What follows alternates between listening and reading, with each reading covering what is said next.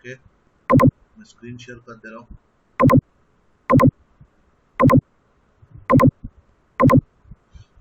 Screen दिख रहा है ना?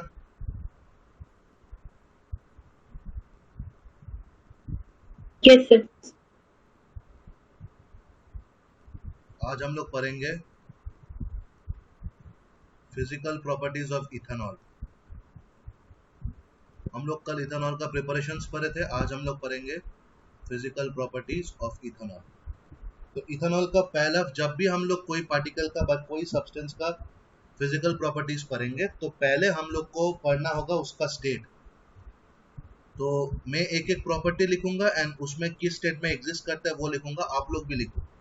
तो state is colourless liquid.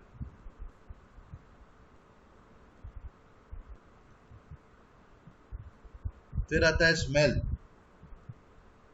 Smell है इसका प्लेजेंट स्मेल। फिर आता है टेस्ट।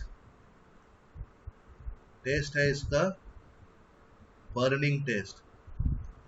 तो ये है इसका state, smell and taste. Next हम लोग जो पढ़ते हैं that is boiling point and freezing point. तो लिखो, it is a volatile liquid.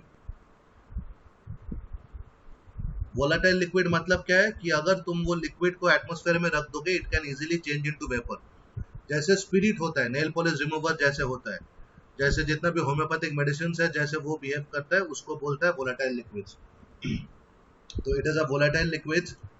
इसका बॉइलिंग पॉइंट है हम लोग का 78.1 डिग्री सेंटीग्रेड एंड इसका मेल्टिंग पॉइंट यानी कि फ्रीजिंग पॉइंट, मेल्टिंग पॉइंट या फ्रीजिंग पॉइंट तुम बोल सकते हो -118 डिग्री सेंटीग्रेड। -118 डिग्री सेंटीग्रेड के नीचे अगर जाओगे तो मेरा इथेनॉल सॉलिड हो जाएगा एंड तुम अगर -118 डिग्री के ऊपर लाओगे तो मेरा सॉलिड इथेनॉल लिक्विड हो जाएगा। नेक्स्ट मेरा होता है density.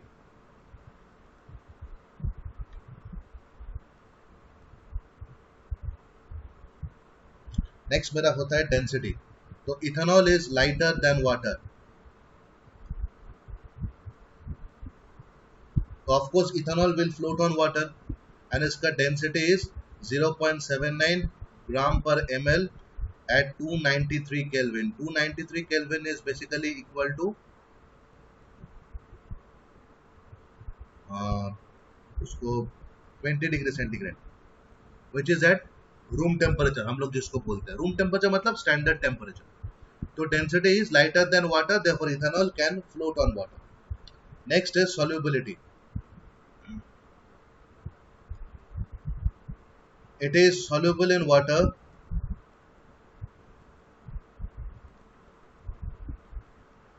in all proportions. All proportions का मतलब तुम वाटर में एक पर्टिकुलर वॉल्यूम ऑफ वाटर में जितना वॉल्यूम ऑफ इथेनॉल चाहे डाल सकते हो वो सारे वॉल्यूम वाटर में डिसॉल्व कर लेगा। क्यों? तो इथेनॉल इतना ज्यादा वाटर में सॉल्युबल क्यों है? Because it has a tendency to form hydrogen bonding. अब हाइड्रोजन बॉन्डिंग डीपली है नहीं अभी तुम लोग का सिलेबस में, बट फिलहाल एक्सप्लेनेशन के लिए मैं थोड़ा समझा दे रहा हूँ व्हाट इज हाइड्रोजन बॉन्डिंग। ये होता क्या है कि ये एक टाइप ऑफ इमेजिनरी बॉन्ड है जो कि बहुत स्ट्रॉन्ग बॉन्ड होता है एंड वो बेसिकली क्या होता है, ये मेरा इथेनॉल है एंड ये मेरा वाटर है, सॉरी यहाँ पर प्लस साइन नहीं होगा, ये मेरा वाटर है KHOH। तो क्या होता है, इसका जो हाइड्रोजन एंड इसका जो हाइड्रोक्सिल ग्रुप इसमें एक वेरी स्ट्रॉन्ग बॉन्ड हो जाता है। सिमिलरली इसके साइड में जो मेरा इथेनॉल रहेगा OH CH2CH3, उसका भी ये ऑक्सीजन एंड हाइड्रोजन के बीच बहुत ज्यादा एक स्ट्रॉन्ग बॉन्ड हो जाता है। ये बॉन्ड प्रैक्टिकली कोई कोई इलेक्ट्रॉन ट्रांसफर व शेयरिंग करके ये बॉन्ड नहीं होता है। It is a mutual force of attraction जो हम लोग बोल सकते हैं। तो इसको हम लोग इमेजिनेट माने हम लोग ये सोचता है कि ये एक बॉन्ड जैसे फॉर्म होता है, बट ये बहुत स्ट्रांग होता है and this is the reason कि बहुत सारे तुम लोग जितना भी प्रॉपर्टीज पढ़ोगे कि ये हाईली सॉल्युबल है या ये जब सोल्यूशन में होता है तो इसका मेल्टिंग पॉइंट बहुत हाई है या इसका ये बहुत पोलर है तो इसका सॉल्युबिलिटी बहुत ज्यादा है, ये तुम जितना भी पढ़ोगे all are due to this phenomenon called hydrogen bonding. तो यहाँ पर बिकॉज इथेनॉल बहुत स्ट्रॉन्ग हाइड्रोजन बॉन्डिंग बना सकता है with water, therefore ethanol is soluble in water in all proportions. It does not ionise in water. Ionise मतलब breaking up into its constituent ions. For example अगर मैं KHCl को water में dissolve करूं तो it breaks up into H plus and Cl minus, this is called ionization. whereas CH3OH को जब तुम वाटर में डिसॉल्व करोगे it does not ionize. If a compound does not ionize, that is basically a neutral compound. Neutral मतलब it is neither acidic nor basic. Okay, so that is basically called a neutral compound. Next आता है मेरा conductivity. Conductivity is it is a neutral compound जो मैं बोला। हाँ अच्छा, neutral compound का और एक फायदा है, मतलब और एक मतलब is it does not conduct electricity. क्यों?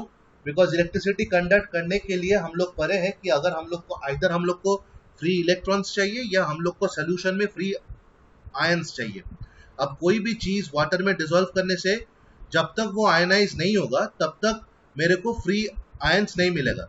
अब हम लोग कभी अभी पढ़े हैं कि सोल्यूबिलिटी की इथेनॉल वाटर में आयनाइज नहीं होता, देयरफॉर वो कोई आयन का जनरेट नहीं करता। तो मैं अगर इथेनॉल को वाटर में डिसॉल्व करूं मेरे को कोई फ्री आयंस नहीं मिलेगा, तो मेरा वो पर्टिकुलर सोल्यूशन कंडक्ट नहीं करेगा, देयरफॉर इसका कंडक्टिविटी 0 होता है। Next action on litmus. मैं ये भी बोला कि it is neither acidic nor basic, तो लिटमस में कोई चेंज नहीं होगा, तो it is no action on litmus. ठीक है, तो these are some of the very common physical properties of ethanol. Now ये सब लिख लिया एंड यहां तक सबका क्लियर है? सर थोड़ा सा दे। हाँ ठीक है, लिखो, बट समझ में आया? Yes sir. सौम्या, आवा? Yes sir. ओके,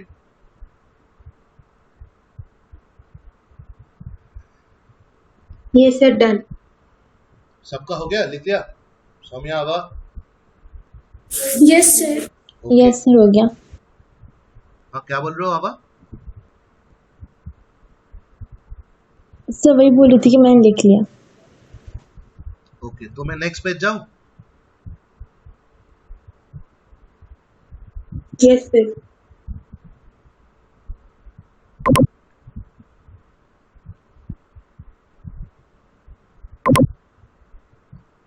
नेक्स्ट आता है इसका chemical properties.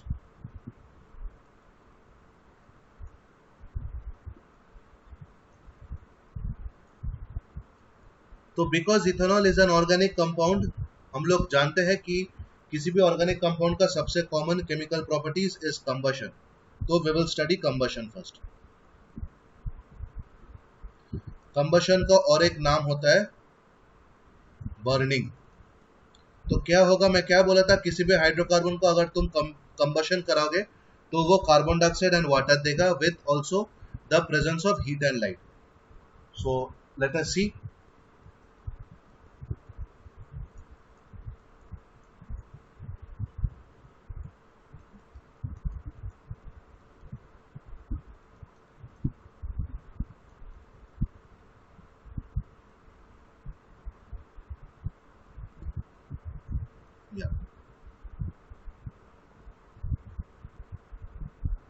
So this is the reason even it is also used as a fuel,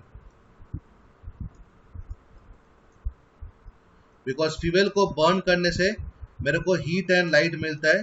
ये जो heat it acts as an energy which helps us to drive a machine but drive a object anything. Therefore हम लोग ethanol को as a fuel use कर सकते हैं। Next is reaction with sodium metal.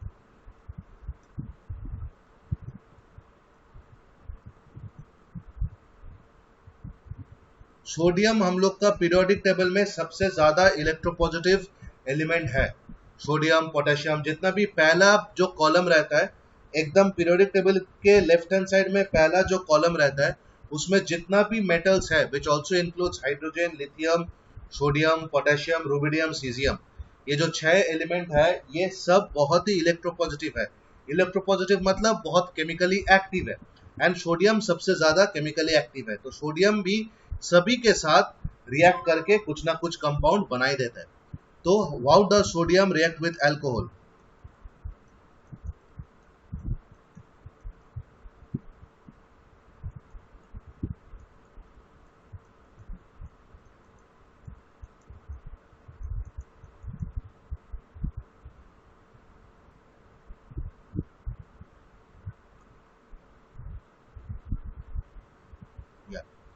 तो यहां पर आप लोग देख पा रहे हो कि मेरे पास जिस जगह में हाइड्रोजन था उसी जगह मेरा सोडियम अटैच हो रहा है, which means it is a classic example of substitution reaction.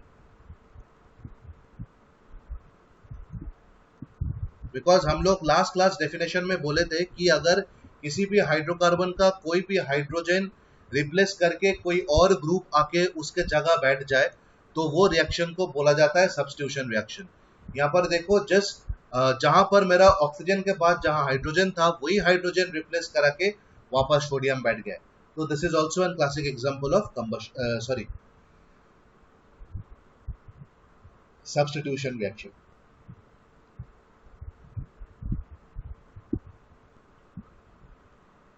Next,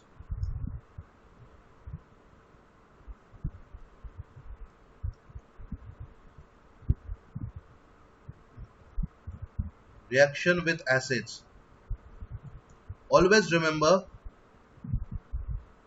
alcohols plus acids form ester plus water. Ester एक ऐसा हाइड्रोकार्बन है जिसका फ्रूटी स्मेल होता है एंड ये किसी भी मीठा फल का बहुत बड़ा हिस्सा होता है। ये बेसिकली क्या होता है? This is an example of neutralization reaction. It is an sir आपने एग्जांपल ऑफ, एसिड के बाद क्या? हाँ क्या बोल रहे हो? सर वो अल्कोहल प्लस एसिड गिव्स है वो जो ई से कुछ है sir. That is ester, ESTERS, ESTERS, esters plus water. तो इसको बोला जाता है न्यूट्रलाइजेशन रिएक्शन। न्यूट्रलाइजेशन रिएक्शन मतलब acid plus base give salt and water. तो यहाँ पर esters behave as a salt and alcohol behaves as bases. Now because यहाँ पर एस्टर फॉर्म हो रहा है, this reaction is also called the esterification reaction. This reaction is also called the esterification reaction. We should remember that esterification reaction are always reversible in nature. Esterification reactions are always reversible in nature, and this esterification reaction is only possible in the presence of concentrated sulfuric acid, because यहाँ पर we involve माने यहाँ पर एक molecule of water remove करने का एक कहानी रहता है। अगर मेरे को वाटर रिमूव करना है सो मेरे को एक डिहाइड्रेटिंग एजेंट यूज करना है एंड यहाँ पर concentrated sulphuric acid is basically acting as my dehydrating agent. Now let us look in the reaction. मैं आप लोग को दिखा दूंगा कहां पर वाटर रिलीज होगा। तो this is a symbol of N acid and this is an alcohol। अब आप लोग ध्यान से देखो, यहां से H यहां से OH निकल जाता है। Now KH and OH will obviously give rise to water। तो ये वाटर निकलने के लिए we have a dehydrating agent जो कि हम लोग ऑलरेडी मेंशन कर दिए, concentrated sulfuric acid। And water निकलने के बाद क्या होता है, अगर आप वाटर वाला पोर्शन को छोड़ दोगे तो बाकी जो है उसको आप ज्वाइन कर दो। तो CH3CO O CH2 CH3, तो CH3 CO O CH2 CH3, this is called an ester।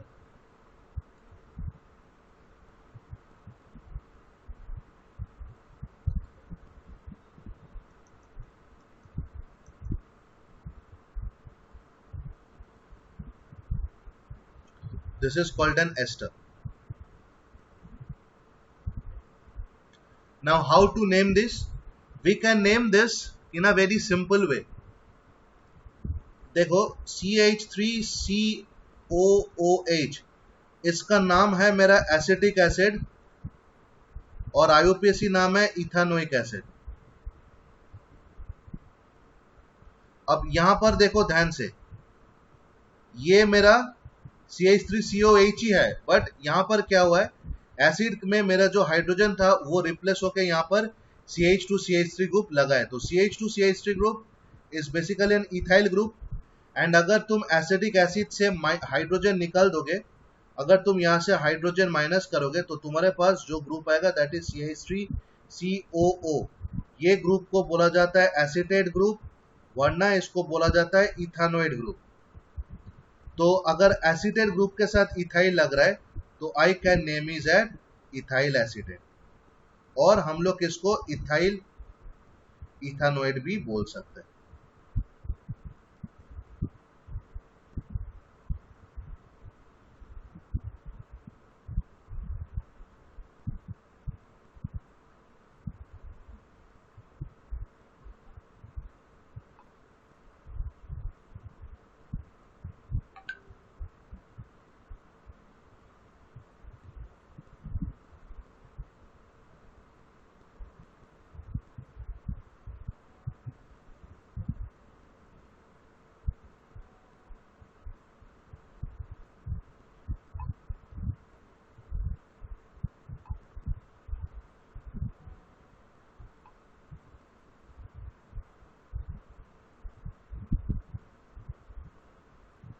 Yes, sir. ठीक है.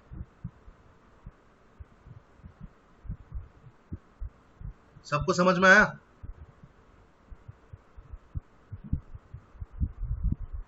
Yes, sir. Yes, sir. Yes, sir. Okay.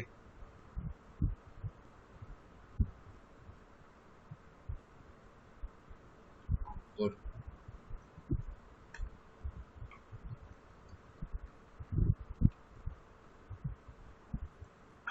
Next. अच्छा, in this section you can add that esters are sweet smelling compound. Esters are sweet smelling compounds and hence they are used for making perfumes. Ester से हम लोग का perfume बनता है.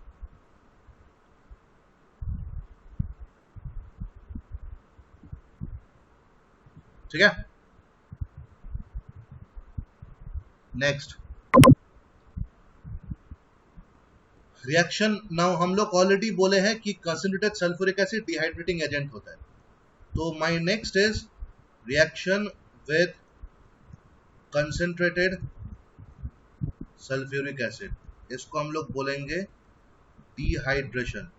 मतलब यहां पर क्या होगा, यहां पर मेरा रिमूवल ऑफ H2O होगा. तो चलिए देखते हैं. CH3 CH2OH अगर मैं इसको पास करूं ओवर कंसंट्रेटेड सल्फ्यूरिक एसिड. अब किसी को अगर तुमको वाटर रिमूव करना है तो तुमको उसको हीट करना है, वरना हीट नहीं करोगे तो वाटर कैसे रिमूव होगा. तो मेरे को उसको हीट करना है, मतलब मेरे को टेम्परेचर बढ़ाना है, which is equal to 443 kelvin. मेरे पास क्या आता है CH2 double bonded CH2 plus H2. अब ये रिएक्शन होता कैसे है, ध्यान से देखो. ये तुम लोग का सिलेबस में नहीं है, बट मैं पढ़ा रहा हूं बिकॉज ताकि आप लोग का कंसेप्ट क्लियर हो जाए. तो यहां से अगर मेरे को वाटर निकालना है तो ये है मेरा वाटर. एक चीज याद रखना, जिस कार्बन से हाइड्रोक्सिल निकलेगा उस कार्बन से और हाइड्रोजन नहीं निकलेगा. जिस कार्बन से हाइड्रोजन निकलेगा माने हाइड्रोक्सिल निकलेगा उसका नेक्स्ट कार्बन से हाइड्रोजन निकलेगा. तो always remember hydrogen is removed from the carbon next to the carbon from which hydroxyl is removed. ये ऑलवेज याद रखना। बहुत स्टूडेंट्स क्या करता है, यहाँ से हाइड्रोजन, यहाँ से हाइड्रोक्सिल निकल देता है, जो कि जरा सा गलत है। तो जिस कार्बन से हाइड्रोक्सिल निकलेगा उस कार्बन से और हाइड्रोजन नहीं निकलेगा, उसका एकदम बाजू वाला कार्बन से ही निकलेगा।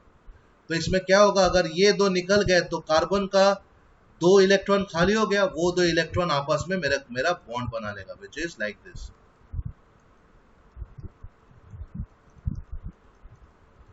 Because it is a double bond and it consists of 2 carbon, so this is called ethene.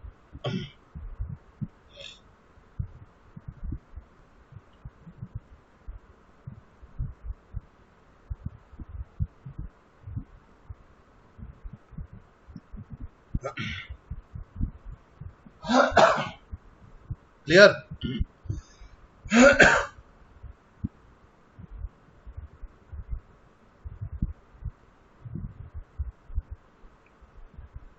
Next मेरा आता है यूजेस ऑफ इथेनॉल।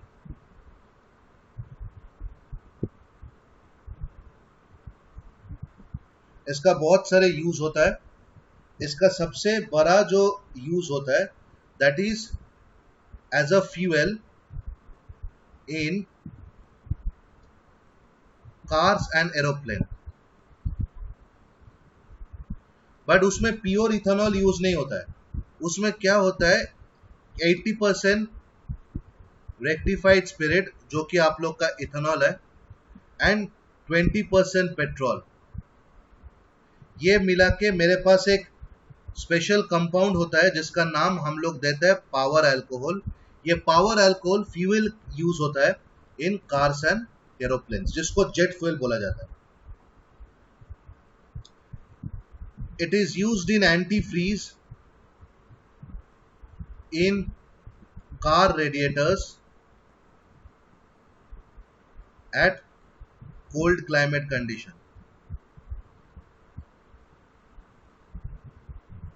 अब रेडिएटर के अंदर क्या रहता है, रेडिएटर के अंदर बेसिकली पानी रहता है। क्यों रहता है, गाड़ी का इंजन चलते चलते गर्म हो जाता है। अब इंजन को ऑलवेज एक पर्टिकुलर टेम्परेचर में रखना जरूरी है, वरना उसका जो एफिशिएंसी है वो डिक्रीज हो जाता है। तो गाड़ी का जो इंजन है उसके आसपास पाइपलाइंस होता है जहां पर मेरा पानी घूमता है। ये जो पाइपलाइंस है उसको रेडिएटर बोलता है। रेडिएटर में पानी रहता है। ये पानी क्या करता है, इंजन से हीट एब्जॉर्ब करके इंजन को ठंडा रखने का कोशिश करता है। अब मान लो आप यहां से गाड़ी लेके आप ड्राइव करके जा रहे हो ले, तो यहाँ का टेम्परेचर अगर 30 डिग्री है, ले में आपको पहुंच जाएगा -10 -15। तो टेम्परेचर इतना ड्रॉप करेगा कि आपका रेडिएटर के अंदर जो पानी है वो फ्रीज हो जाएगा। बट रेडिएटर के अंदर पानी अगर फ्रीज हो गया तो रेडिएटर अपना काम नहीं कर पाएगा, तो गाड़ी का इंजन हीट हो जाएगा। हो सकता है एक पर्टिकुलर टेम्परेचर रीच करने के बाद इंजन बंद हो जाए, उसको हम लोग बोलता है कि इंजन सीज हो गया। तो हम लोग को क्या करना है, हम लोग को कोशिश करना है कि रेडिएटर के अंदर जो पानी है वो फ्रीज ना हो। इसलिए हम लोग उसके साथ हम लोग रेडिएटर में वाटर के साथ वे मिक्स करते हैं इथेनॉल। तो इसका काम क्या होता है, it decreases the freezing point. मतलब पहले water use to freeze at 0 degree centigrade. अब इथेनॉल मिलाने के बाद मान लो वाटर का ये पूरा मिक्सचर का फ्रीजिंग पॉइंट आ गया -20 degree centigrade.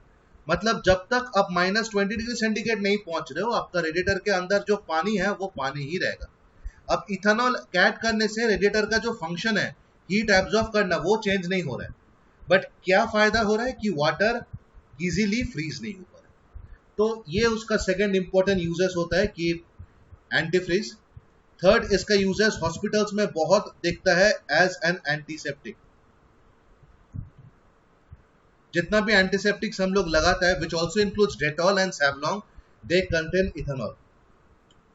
Next, for the manufacture of terylene and polythene,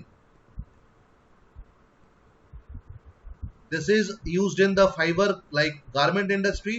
It is also a very famous compound. Polythene हम लोग डेली जो प्लास्टिक यूज करता है दैट इज पॉलीथीन। तो पॉलीथीन और टेरिलीन बनाने के लिए भी मेरे को इथेनॉल चाहिए होता है। ठीक है, तो these are some of the very common example uses of ethanol। And इसका बहुत हार्मफुल इफेक्ट्स भी है।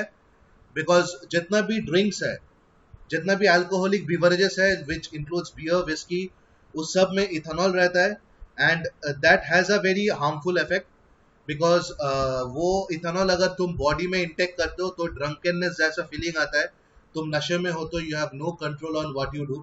तो of course we all know drinking and smoking is a very bad habit, किसी को करना नहीं चाहिए एंड कोई अगर कर रहा है उसको रोकना भी चाहिए। This idea is to be condemned and this is to be discouraged.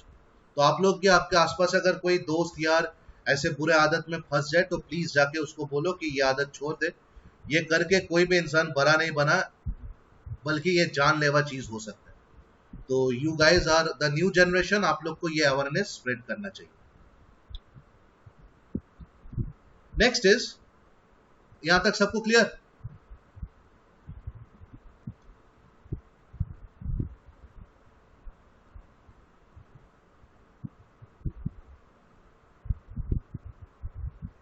Yes, sir. Yes, sir.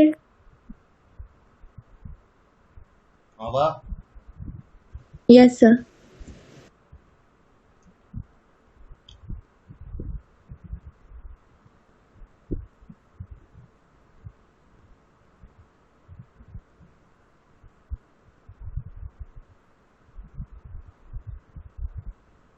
Now एक पर्टिकुलर टाइप ऑफ अल्कोहल हम लोग यूज करता है, these are called denatured alcohol. Denatured alcohol मतलब नॉर्मल अल्कोहल के साथ poisonous substances like pyridine और methyl alcohol हम लोग यूज करते हैं। जब भी हम लोग अल्कोहल के साथ ये सब मिलाते हैं, मेरा फंडा क्या होता है, अल्कोहल का जो कलरलेस नेचर था it will change to blue, ठीक है, and this is also called industrial alcohol. ठीक है, ये बेसिकली इंडस्ट्री में यूज होता है, बट कभी कभी क्या होता है लाइक आप लोग ये टर्म सुने ही होंगे, आप लोग से डिस्कस तो करना ही चाहिए। Basically you are all students of science. हम लोग का देश में, इंडिया में एक तो अल्कोहल कंजम्पशन बहुत ज्यादा है, सेकंड जो आदमी अल्कोहल लेता भी है they do not take pure alcohol, like there are many types of alcohol which are made suitable for drinking. ठीक है, वैसे when I say suitable for drinking I do not encourage the fact that drinking is good, it is bad, but फिर भी जो आदत है वो बुरे है, बट बहुत आदमी के अंदर बुरे आदत रहता है। बट बहुत जगह क्या होता है कि इंडस्ट्रियल अल्कोहल यहाँ पर बहुत सस्ते में मिलता है एंड यहाँ पर हम लोग जो अल्कोहल पीते हैं वो भी है, उसके साथ ये सब भी मिलावट रहता है। बहुत न्यूज तुम लोग के लाइक न्यूज़पेपर में आते होंगे कि खुर्दा रीजन में दारू पी के 50 आदमी का मौत, तालचेर में दारू के फैक्ट्री में बस करके 200 आदमी मर गए। ये सब क्यों होता है? Because of the presence of impurities. जो अल्कोहल वहां बनता है एंड जो पैक्ड होता है, those are not edible alcohols, they are denatured alcohols. वो अल्कोहल हम लोग बेसिकली यूज करते हैं इंडस्ट्रियल पर्पस में। फॉर एग्जांपल इन्वर्टर में, इन्वर्टर को जब हम लोग क्लीन करते हैं, बैटरी में बहुत दिन बैटरी में वो इलेक्ट्रोलाइसिस होते होते क्या होता है, बैटरी के साइड में रस्ट जम जाता है। वो रस्ट क्लीन करने के लिए हम लोग अल्कोहल यूज करते हैं। तो that's a very famous example of use of denatured alcohol, but वो लोग पीते हैं। तो अभी हम लोग पढ़ेंगे कि इसका माइनस पॉइंट्स क्या है। तो what are the harmful effects of denatured alcohol?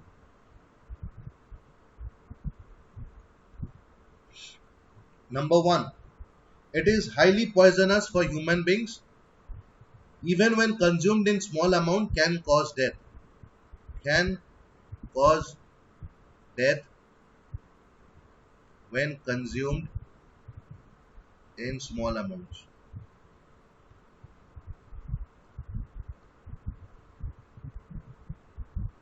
Number 2, अगर हम लोग डीनेचर्ड अल्कोहल ले लेते हैं तो हम लोग क्या इंटेक कर रहे हैं? We are intaking methanol.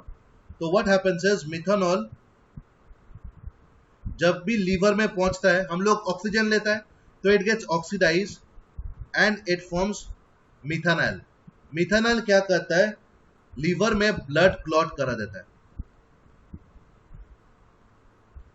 Which is deadly, हम लोग मर भी सकते हैं। एंड तीसरा, Intake of denatured alcohol can directly affect the optic nerve damage, which can even lead to blindness. So these are some things which we should these are some things which जो कि we should always keep in mind. And मैं बार बार बोलता हूँ, it is you should whenever you get a chance, ये मैं not as a teacher नहीं बोल रहा हूँ, but you should always remember whenever you get a chance, you should refrain people, you should stop people from doing these activities. Okay. So my next kind of compound which I am going to study is an acid which is called ethanoic acid.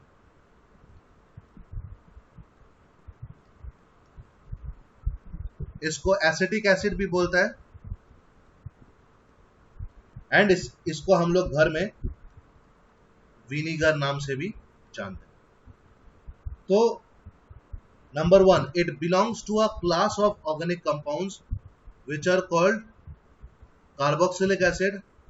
Carboxylic acid पहचानोगे कैसे? Last में it will always be COOH, उसका structure होता है ऐसा. अगर किसी compound के एंड में ये ग्रुप रहता है तो always that is an acid and that belongs to a class of carboxylic acid. And तुम अगर 5% to 8% एसिटिक एसिड को तुम अगर वाटर में मिलाओगे तो तुम्हारा जो सॉल्यूशन आएगा दैट इज कॉल्ड विनेगर. तो vinegar is basically a dilute acetic acid. Vinegar क्यों यूज होता है? अगर तुम लोग घर में अचार बना रहे हो तो अचार को प्रिजर्व करने के लिए विनेगर यूज होता है. फिर हम लोग जो भी चाइनीज खाना बनता है, चाइनीज खाना में विनेगर दिया जाता है. So let us come to its physical properties.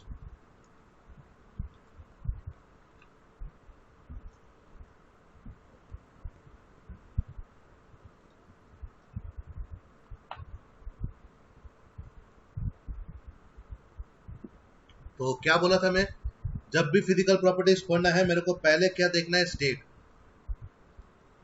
तो that is a colourless liquid. Next होता है स्मेल, पंजेंट स्मेल. बल्कि विनेगर का स्मेल अच्छा है, but original carboxylic acid acetic acid का स्मेल बहुत ही पंजेंट है. Taste, it tastes khatta, sour. Next, boiling point.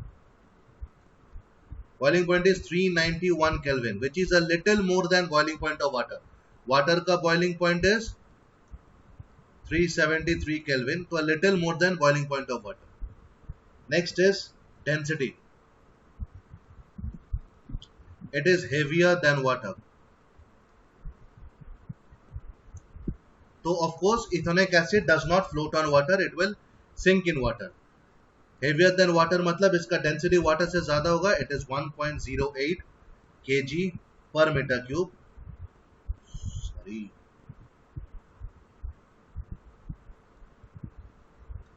It is 1 gram per cc, जहां पर water का है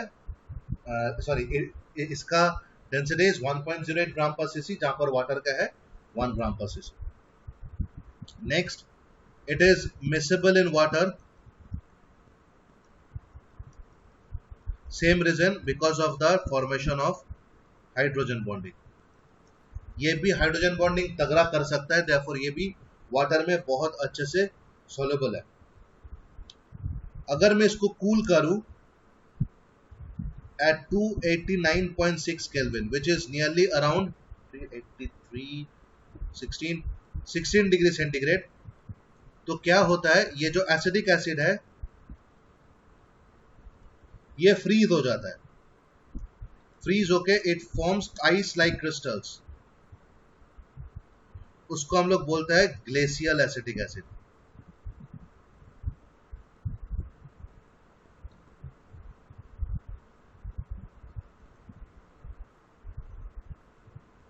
बिकॉज ये ग्लेशियर जैसा दिखता है, इसलिए it is called glacier acidic acid. मैं यहीं पर ही लिख दे रहा हूं बाकी properties. Number 8, it can dissolve many organic compounds. जैसे हम लोग पढ़े थे कि इथेनॉल वाटर में डिसॉल्व होता है, सिमिलरली बहुत सारे ऑर्गेनिक कंपाउंड्स को इथेनोइक एसिड अपने अंदर डिसॉल्व कर लेता है। Next, it dimerises in benzene. मैं last class I have discuss something very little about polymer. Polymer मतलब बहुत सारे रिपीटिंग यूनिट्स जब एक साथ आता है। डाइमर मतलब जब 2 रिपीटिंग यूनिट्स एक साथ आता है। यहाँ पर रिपीटिंग यूनिट्स क्या है? Nothing but acidic acid. तो अगर 2 मॉलिक्यूल ऑफ मैं एसिडिक एसिड ले रहा हूं एंड अगर इसको मैं बेंजीन में डिप करके रखता हूं तो ये क्या होता है? It forms CH3 COOH whole twice. It forms a dimer. It forms a large molecule of 2 acidic acid joining together. But ये रिवर्सेबल है, ये आप थोड़ा हीट दोगे तो वो डाइमर वापस ब्रेक करके मेरा CH3COH बना देगा। अच्छा, ऑब्वियसली मैं जब ये बोलता हूँ मैं ये आइडिया नहीं देना चाहता हूँ, बट आप लोग कंफ्यूज भी नहीं होता, मैंने नहीं हो जाना कि जैसे एसिडिक एसिड का डाइमर को ब्रेक करके मैं एसिडिक एसिड बना सकता हूँ, ऐसा पॉलीमर के साथ नहीं होता है। Okay, like for example rubber but Teflon, ये बहुत अच्छा पॉलीमर्स है। इसमें 1000 2000 3000 10000 मोनोमर मतलब एक रिपीटिंग यूनिट ज्वाइन होके ये पॉलीमर बनता है। अब इसको मैं हीट करके वापस मेरा 10,000 मोनोमर्स नहीं बना सकता। वो तो ये एसिडिक एसिड है जहां पर डाइमर होगा, तो ये सॉरी, जहां पर डाइमर होता है फिर वो आपस में ब्रेक करके मेरे को ओरिजिनल एसिडिक एसिड फॉर्म कर देता। तो this is all about the physical properties of acidic acid. अब मैं आता हूं केमिकल प्रॉपर्टीज। तो एसिडिक एसिड का पहला केमिकल प्रॉपर्टीज हम लोग सब पढ़ चुके हैं अल्कोहल में, दैट इज कॉल्ड एस्टरिफिकेशन।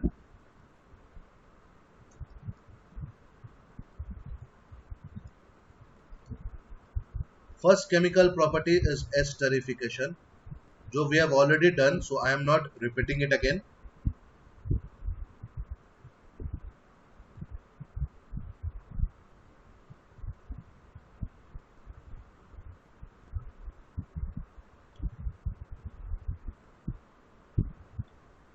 अच्छा, एक चीज यहां पर हम लोग को बोलना जरूरी है कि मेरा एसिड प्लस अल्कोहल ये रिवर्सिबल रिएक्शन फॉर्म करता है एस्टर प्लस वाटर।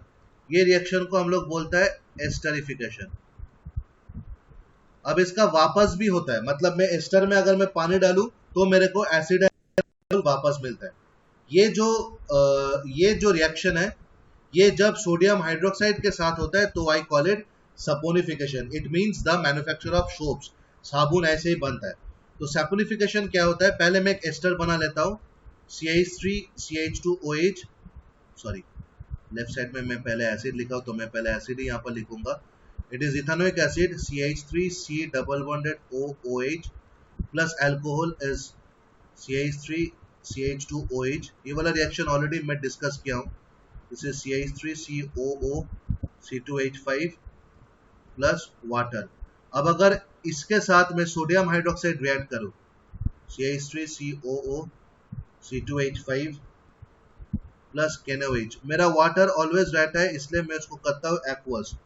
तो it will form CH3COONA plus C2H5OH। ये फॉर्म हुआ, this is my soap. This is a soap, and the method of formation of soap is called saponification reaction.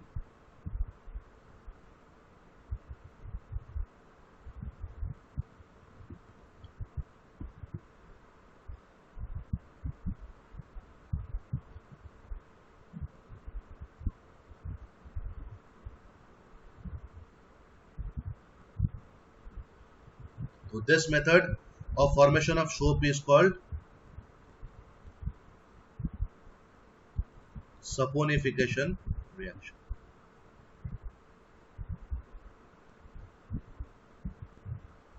Okay, यहाँ तक clear है?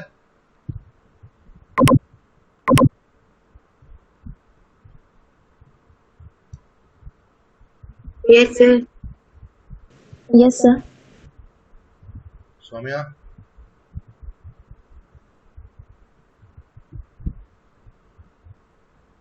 Saumya clear है?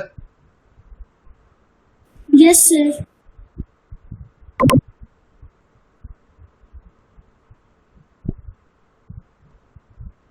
Okay.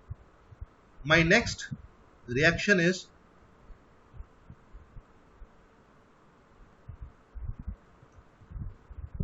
reaction with sodium carbonate and sodium hydrogen carbonate. बहुत ही important reaction होता है। क्या होता है? NaHCO3, it is called sodium hydrogen carbonate plus CH3COOH। क्या होगा यहाँ पर? ये जो चीज है ये यहां से निकल जाएगा एंड बाकी ये जुड़ जाएगा, तो ये होगा CH3COONA प्लस ये जो ये जुड़ा ये बेसिकली फॉर्म होता है H2CO3, बट ये अनस्टेबल होता है तो ये ब्रेक कर जाता है H2O प्लस CO2 में। तो मेरा फाइनल रिएक्शन क्या होगा?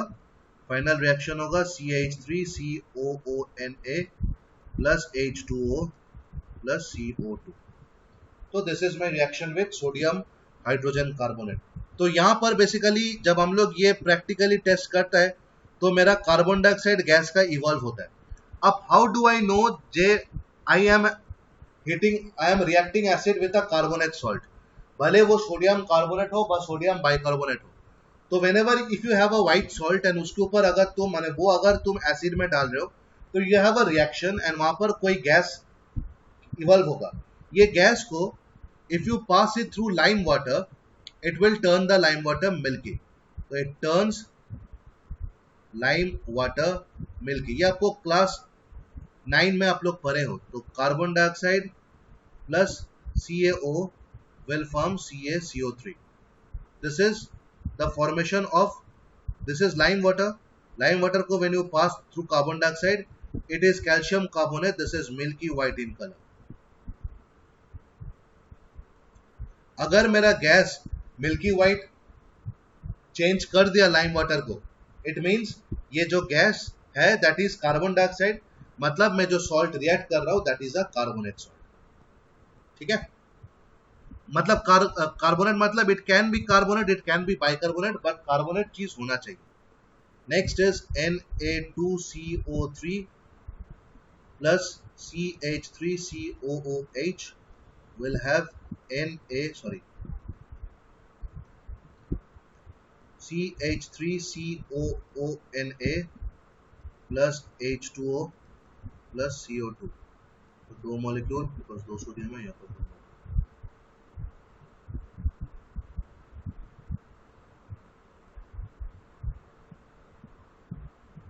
राइट? अच्छा, ये सारे रिएक्शंस मेरे को और एक चीज साबित करता है। This is an acid, this is a salt, this is water. तो ये थोड़ा बहुत न्यूट्रलाइजेशन के साथ मैच कर रहा है, which means this is base. अब ये एसिड से सॉल्ट कैसे हो रहा है? By substitution of H ion. Acid से सॉल्ट कैसे हो रहा है? बाई सब्स्टिट्यूशन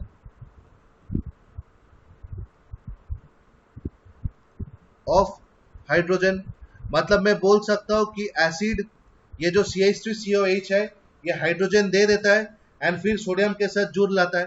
तो जब भी कोई एसिड हाइड्रोजन दे देता है it means it is acidic in nature. तो ये सारे रिएक्शंस मेरे को ये चीज प्रूव करता है कि हाइड्रोजन COH ग्रुप का जो हाइड्रोजन है that is acidic in nature.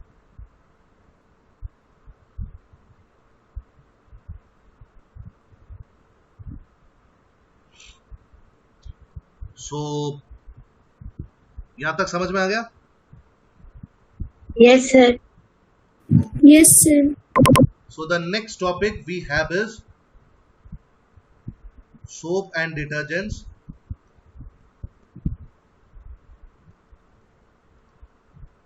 which we will start in next class. ठीक है? Okay, sir.